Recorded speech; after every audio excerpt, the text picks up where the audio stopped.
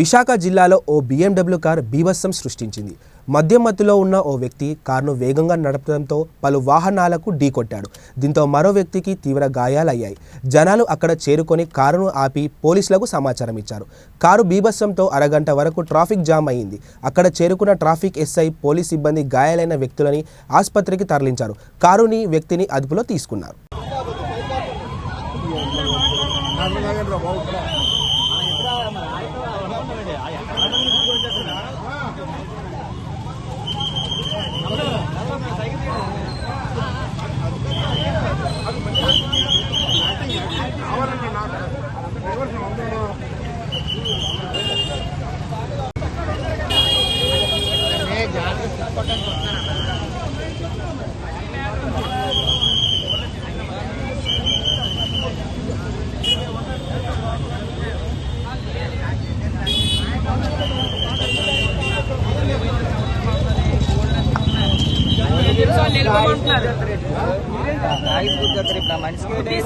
బండి ఆపారు కదా మా ఊరు కాదు నాకు